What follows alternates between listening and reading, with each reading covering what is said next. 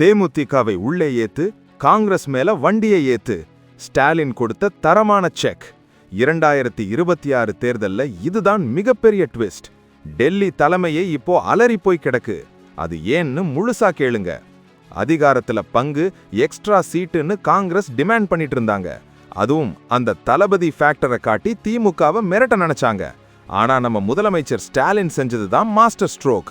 20 வருஷமா தள்ளி நின்ன தேமுதிகவை தட்டி தூக்கி கூட்டணிக்குள்ள கொண்டு வந்துட்டாரு. இதோட மெசேஜ் ரொம்ப சிம்பிள். நீங்க இல்லைனாலும் எங்களுக்கு கவலை இல்ல. இத கேள்விப்பட்டதும் டெல்லி காங்கிரஸ் இப்போ செம அப்செட்.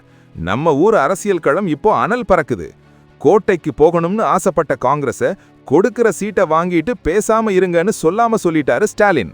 விஜயை காட்டி மிரட்டின டெல்லிக்கு கேப்டன் கட்சியை வச்சு பதிலடி கொடுத்திருக்காரு. இப்படியே போனா காங்கிரஸோட 25 சீட்டு 20ஆ குறையவும் வாய்ப்பிருக்கு. அடடா, ஸ்டாலினோட இந்த அதிரடி ஆட்டம் யாரும் எதிர்பார்க்காதது. இது வெறும் கூட்டணி இல்ல, 2026க்கான பல பரீட்சை. தமிழ்நாடு அரசியல்ல இனி சின்ன கட்சிகளோட ஆதிக்கம் அதிகமாக போகுது. விரைவிலேயே டெல்லி தலைவர்கள் சென்னைக்கு ஓடி வர போறாங்க சரண்டராக.